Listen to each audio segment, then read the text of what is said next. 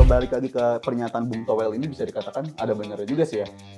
Dari sisi manajerial dan juga taktikal ya mungkin Pasteur dan juga Lansat itu lebih kredibel gitu. Cuman kan kalau kita ditaruh dia di pelatih kepala mungkin karismanya nggak sebesar Kluivert gitu. Lansat ketika interview bilang kerja bareng Kluivert tuh rasanya kayak dream come true gitu. Jadi bisa dibayangkan staff pelatih aja nganggap dia tuh kerja bareng dream come true. Untuk mendatangkan pemain-pemain lagi ke depan, tahu nih, pelatihnya Patrick Kluivert.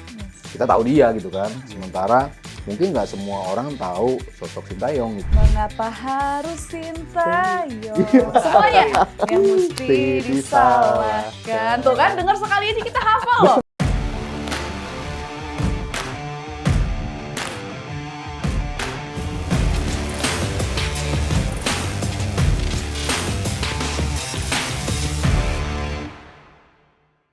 Hai teman Nalar, selamat datang di Tiki Taka Ngobrol Bola Pakai Nalar. Kembali lagi bersama saya Noella Surina, Mas Sabto Haryo dan ada Rizal Palevi. Halo.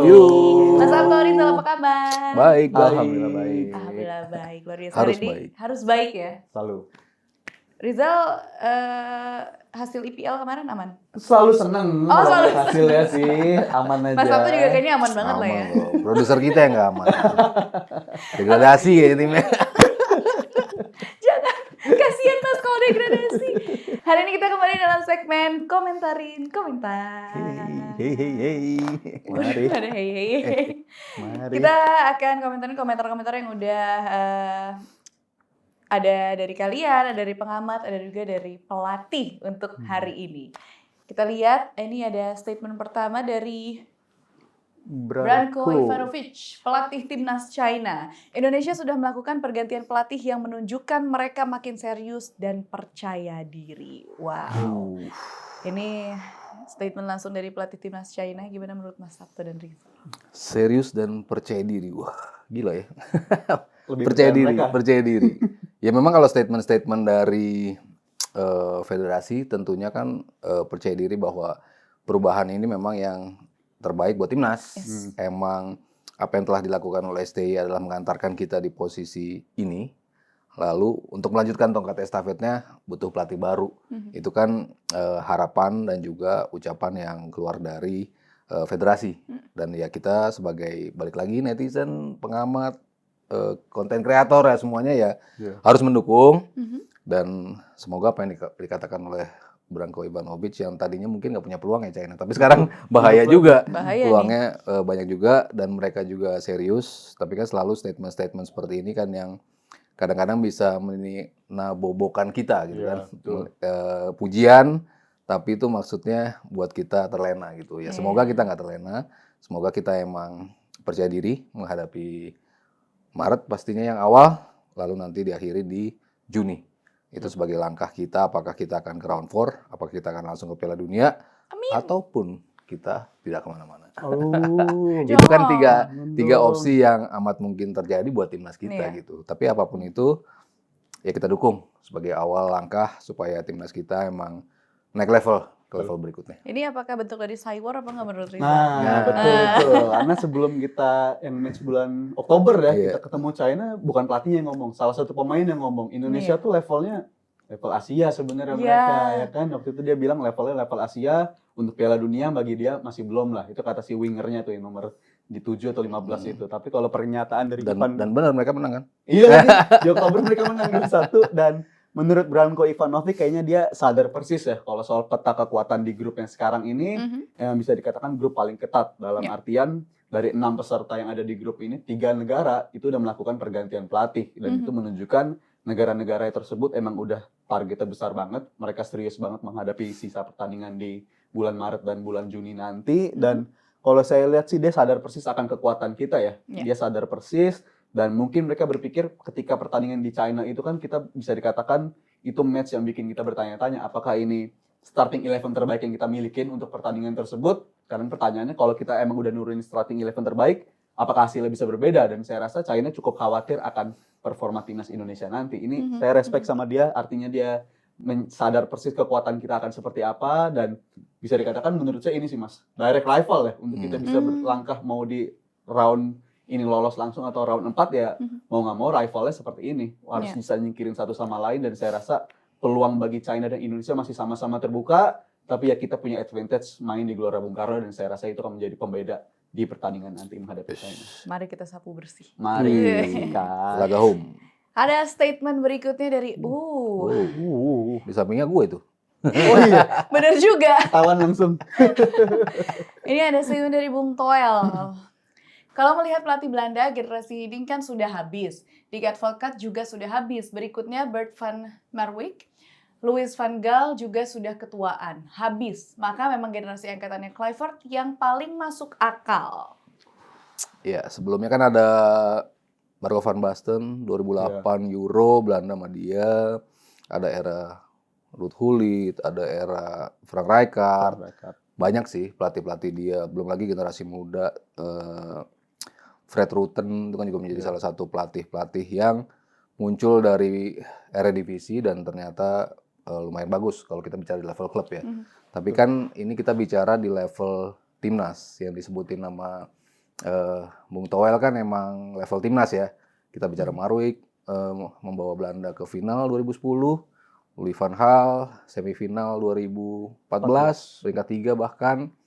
Advocaat sebelumnya lagi, kalau kita bicara usia, Van Gaal tadinya kan emang diplotnya dia gitu kan, karena dia punya sejarah yang begitu panjang dan sukses yang begitu panjang juga, tapi dari sisi kesehatan dan dari sisi usia emang tidak memungkinkan dia untuk menjadi pelatih kepala kita gitu, atau direktur teknik pun kayaknya dia nggak punya fisik yang cukup ya untuk bepergian terus-terusan, untuk menjalani perjalanan untuk mencakup Indonesia semua kan begitu lebar ya. Jadi makanya dia kayaknya tidak bisa didekati. Ya Kluivert menjadi salah satu opsi yang akhirnya masuk akal.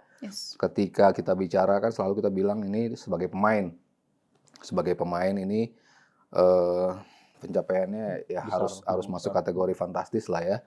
Dan harapannya untuk ke megang timnas ya pasti dia harus level up. Kalau kita bicara klub-klub atau tim-tim yang dia tukangi sebelumnya mungkin kurang mengkilap ya dari sisi prestasi gitu. Tapi ya harapannya jadi di asisten pelatih.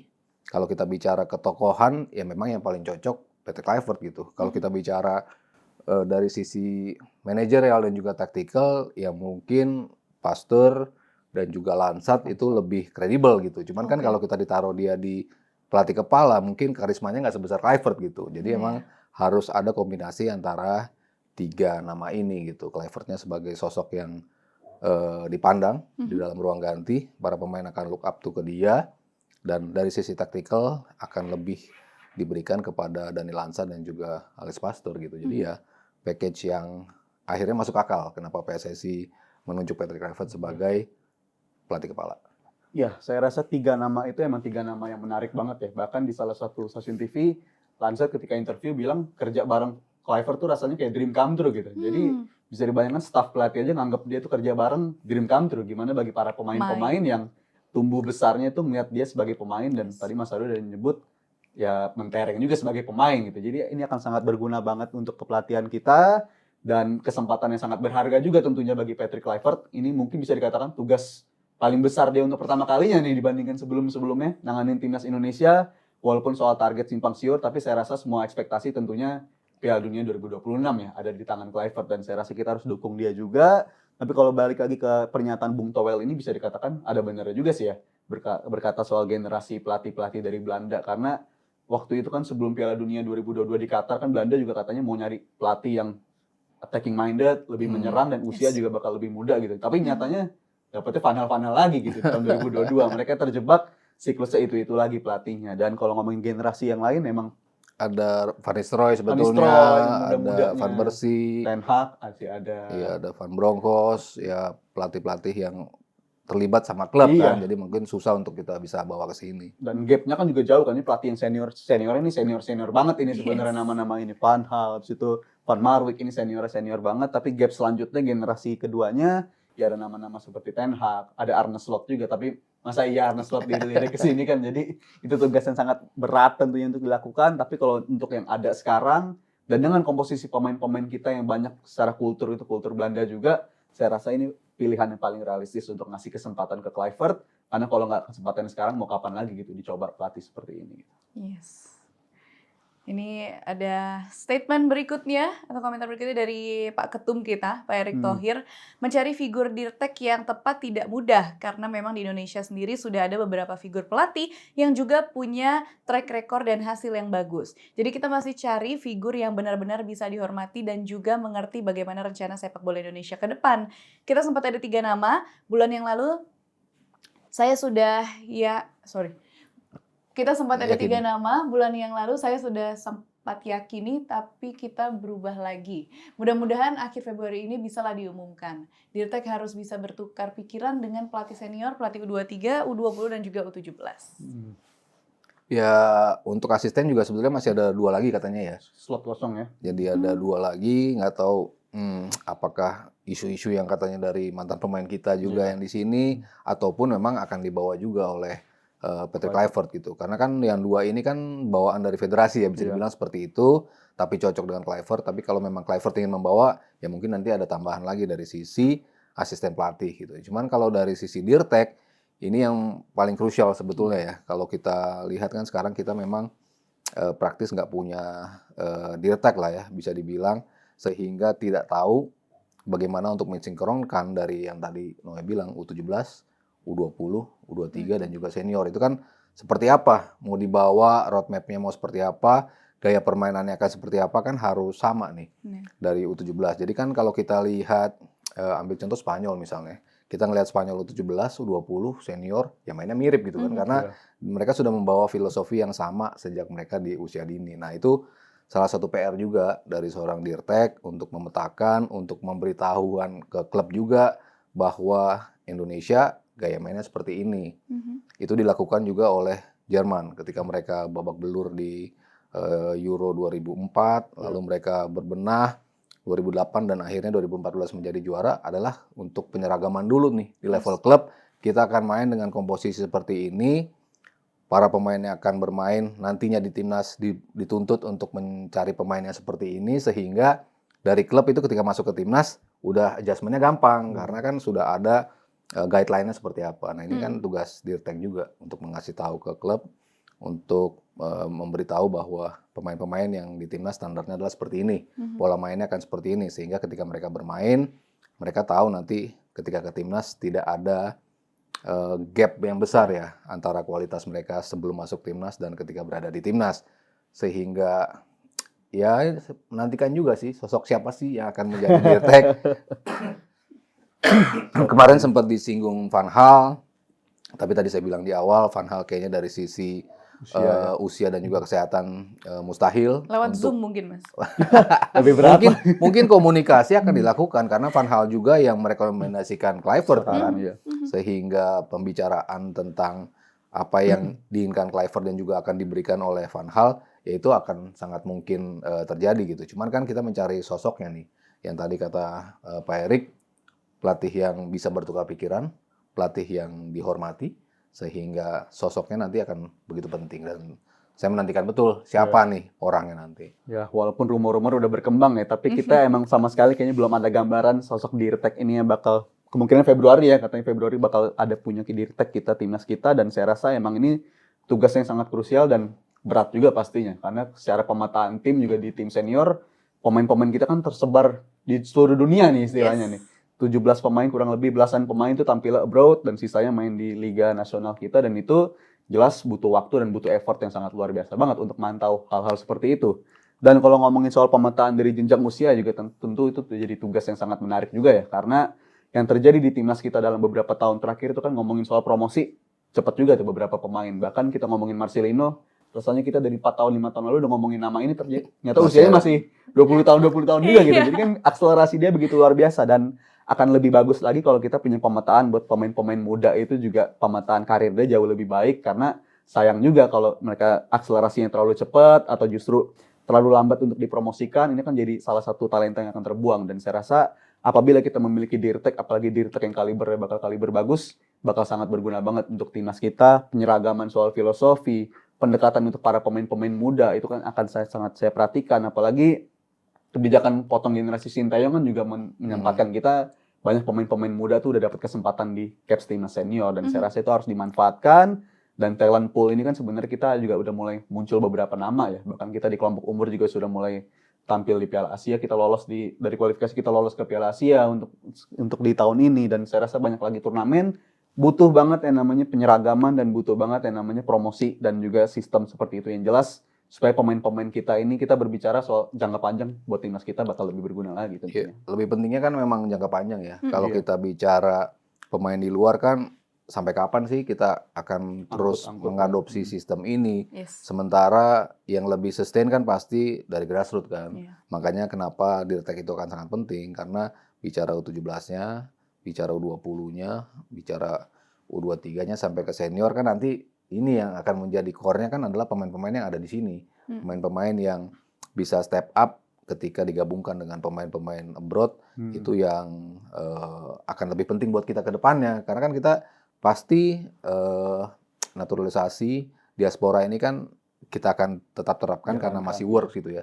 Tapi ketika nanti sudah source-nya kan mungkin juga habis juga kan lama-lama di luar kan. Itu pasti. Maksudnya tidak mungkin kita akan mendatangkan pemain terus-terusan. Pastinya kita akan membina dan juga membuat pemain yang ada di sini gitu untuk berada di level yang sama. Dan nah ini sosok Dirtek itu yang lebih penting di situ. Dan nambahin lagi mungkin kalau soal Dirtek dan juga tadi Mas Aryo sempat nyinggung penyeragaman filosofi ya, karena ini sangat penting dilakukan karena apa yang terjadi di timnas kita sekarang kayaknya ada beberapa pemain kalau kita lihat tuh mereka ini lebih cocoknya tampil menyerang gitu dibandingkan mereka tugas itu bertahan, lebih dominan bertahan. Jadi saya rasa untuk cocok-cocokan juga perlu diperhatikan dari segi itu juga. Dan belakangan kita juga ngeliat kalau di rumor-rumor kan ada nama Pep Lijnders ya. Pep Lijnders itu kalau buat fans Liverpool cukup familiar lah dengan sosok tersebut. Dan kalau ngeliat rekam jejaknya bisa optimis tapi bisa pesimis juga gitu saya ngeliatnya si Pep Lijnders ini. Karena dari rekam jejaknya dia pernah bikin klub tuh cerai sama asisten pelatih yang udah 20 tahun bersama dia waktu itu. Gara-gara Pep Lijnders ini promosinya cepat banget dan juga dia punya kemampuan identifikasi pemain gitu. Contoh pemain seperti Luis Diaz, Darwin Núñez itu nggak lepas dari pengaruh dari Pep Lijnders. Jadi akan sangat menarik apabila emang betul nama nanti yang diumumkan salah satunya ada nama Pep Lijnders yang bakal jadi kandidat untuk jadi direktur teknik bagi timnas Indonesia. Ini bakal dinantikan banget sih tentunya di bulan Februari nanti. Kita akan lihat bersama nanti ya kira-kira siapa di bulan depan. Ini ada dari siapa nih? Dari Sobat Nalar. Nah, akhirnya nih Matthew. kan kita bilang ke kalian komen. Nah, ini waktunya kita bacain komentar dari kalian. Ini dari Matthew Huta Barat. Mantap. Menurut saya, Pak Ete melihat kondisi secara eksternal. Ketika timnas dianggap remeh oleh tim lawan, maka Coach STY cocok dengan strategi counter. Ketika timnas dianggap berat oleh tim lawan, maka Coach Patrick Kluivert Kluivert cocok dengan strategi ball possession. Secara internal, situasi locker room dan daya tarik calon pemain naturalisasi. Yuk kita support timnas, siapapun pelatihnya. Percaya deh, dari 280 juta rakyat Indonesia, Pak Ete adalah orang yang paling ambisi agar timnas masuk ke Piala Dunia 2026. Nah, ini mantep nih komentarnya. Positif sekali. sangat konkret dari Matthew Huta Barat ya, dan ini secara eksternal ya ini dia dari dua belah pihak dia coba breakdown. Yes. Kalau bicara soal dari segi taktik emang kita akui Coach Sinteyong tuh lebih dominan bertahannya gitu, bahkan nggak sedikit juga ketika dia tampil menurunkan starting line up. Kayak contoh ketika di Piala AFF ya, dari 11 pemain 8 pemain outfieldnya itu pemain yang punya notabene mindednya defensive minded gitu. Jadi emang STY itu punya identitas seperti itu. Sedangkan untuk Patrick Kluivert ya lebih cocok untuk ball possession, untuk karakteristik pemain kita mungkin akan lebih cocok. Dan kalau ngomongin secara internal, ya lagi-lagi saya sih percaya ini emang pelatih yang Patrick Kluivert ini cocok untuk yang bisa memenangkan di ruang ganti. Dan sampai sejauh ini dia sering ngelakuin interview ya belakangan ketika dia datang dan belum ada jawabannya salah gitu. Selalu jawabannya selalu pengen saya dengar dan saya rasa saya cukup optimis dia bisa memenangkan ruang ganti karena ini sosoknya emang dibutuhkan di timnas saat ini saya rasa Patrick Kluivert. Iya. Kalau untuk yang eksternal, ya memang Indonesia kan selalu tergabung di Piala Asia Senior, lalu Piala Asia U23. Emang kita kan bisa dibilang sebagai outsider kan. Yeah. Makanya kenapa Sintayong betul-betul memikirkan pertahanan. Karena kita berangkat dari pertahanan yang kuat, kita akan mencoba melakukan counter. Dan itu ternyata terbukti lolos dari grup di senior, lolos semifinal U23. Dan lolos ke sekarang ini round 3. Jadi ya apa yang pendekatannya STY sejauh ini emang layak dimainkan karena emang lawannya di atas kita gitu ya. Yes. Lalu kalau kita bicara kemampuan individual pemain kan, di atas kertas harapannya adalah tampil lebih ofensif. Ya hadirnya Patrick Kluivert semoga bisa memang akhirnya mentransfer itu, menerjemahkan apa yang dimau oleh Pak Erick Thohir selaku ketum PSSI untuk menjadikan tim ini lebih ofensif, lebih bisa mencetak chance dan juga lebih mencetak gol dan meraih kemenangan supaya kita bisa sampai di Piala Dunia. Dari sisi internal ya kita selalu menyinggung dinamika kan, locker room, daya tarik juga kehadiran pemain atau sosok Patrick Kluivert yang kita tahu negara kita kan rankingnya kan jauh ya. Kalau mau mengundang pelatih besar gitu, Pep, lu negara mana sih? Gitu. Mungkin dari sisi itu kan mungkin kita kurang seksi bagi pelatih-pelatih yang punya nama besar, punya prestasi mentereng. Emang belum saatnya kita dilatih pelatih-pelatih seperti itu karena memang sulit untuk menarik mereka. Mustahil lah bisa dibilang seperti itu ketika negara kita masih ada di level di atas 100 gitu. Sementara ketika ada sosok yang ternyata punya punya nama besar ya, seperti Patrick Kluivert datang, artinya kan untuk mendatangkan pemain-pemain lagi ke depan, tahu nih, pelatihnya Patrick Kluivert. Yes. Kita tahu dia gitu kan. Sementara mungkin nggak semua orang tahu sosok Sintayong gitu kan, terutama ketika kita bicara pemain-pemain yang ada di luar sana gitu kan. Mungkin mereka pernah dengar pencapaian dia di Piala Dunia 2018, tapi secara detail mungkin mereka nggak tahu dia. Cuman kalau Patrick Kluivert yang disebutkan, pasti lebih mudah lah untuk menarik pemain-pemain untuk datang ke sini. Kalau ada contohnya Jairo, mungkin itu salah satu contoh paling konkret gitu. Ketika Patrick Kluivert datang, Jairo langsung oke, gue bersedia untuk bergabung gitu kan. Artinya dia punya daya tarik yang dikatakan oleh Matthew Huta Barat di sini. Ya locker room ya harapannya komunikasi tadi, gapnya akan semakin mengecil ketika bahasanya sama dengan majority pemain yang ada di starting 11. Jadi ya betul, kita support timnas, siapapun pelatihnya, aim-nya adalah lolos ke Piala Dunia. Amin. Lolos. Bisa yuk. Bisa yuk. Apakah masih ada statement berikutnya? Lanjut. Ini dari Sobat Nalar juga nih. Mas Haryo bener-bener unpredictable, tampilan serius dan wartawan senior. Giliran ngejokes bikin ngakak. Paling demen kalau beliau udah ngeluarin jokes bapak-bapaknya. Tadi Jairo Ridwan kan?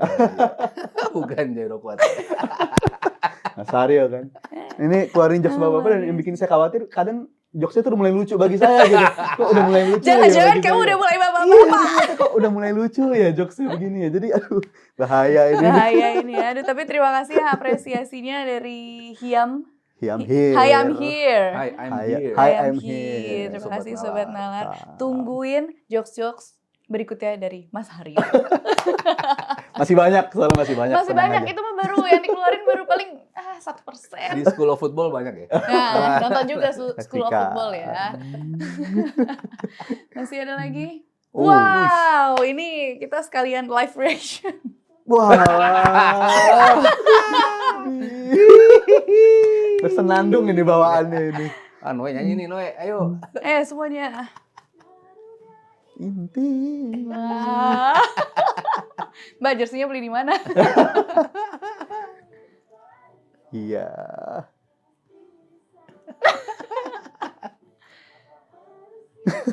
Bisa-bisa aja. Wow, ini luar biasa ya.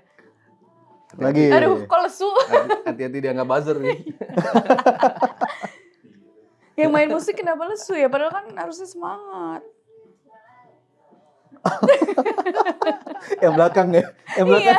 Dia sedih. Yang gitu. baris belakang sedih. Oh ya, karena kan selesai dong lagunya. Menyesuaikan. Oh iya, karena vibes-nya kan sedih, Mas. Menyesuaikan. Wah, ini tapi apresiasi ya. Maksudnya kan namanya orang berkarya. Ini Iya. memang berarti Coach Shin tuh sebegitu impact-nya tuh Dalam dianggap banget. luar biasa banget dan impact-nya Sampai dalam ke banget. Pantura ya. Sampai ke Pantura, sampai dibikinin lagu Mengapa Harus Sintayong. Semuanya yang mesti disalahkan. Tuh kan denger sekali aja kita hafal loh. Bersenandung jadi bawaannya jadi bersenandung Bawaannya pengen gitu. bersenandung kan. Aduh, jadi ini emang Biasanya seharian nih inget lagunya. Berarti Hati aja. memang luar biasa. Mungkin Coach Sin melihat video ini langsung nanya ke JJ, mungkin kan J artinya apa J? Gitu. Jadi mungkin Tolong. sudah nyampe nih lagu ini ke Coach Sin ya. Sampai pasti. Oke, terima kasih Rizal dan juga Mas Sabto buat Sama-sama. Makasih juga. ngobrol-ngobrolnya hari ini. Buat teman nalar, kalau kalian punya komentar tersendiri untuk menanggapi komentar-komentar atau statement yang tadi udah kita tampilkan, jangan lupa juga untuk like, share, dan subscribe YouTube channel Nalar TV. Saya Noella, Mas Sabto, dan juga Rizal pamit. Sampai jumpa minggu depan. Bye. Dadah. Mengapa harus Sintayong.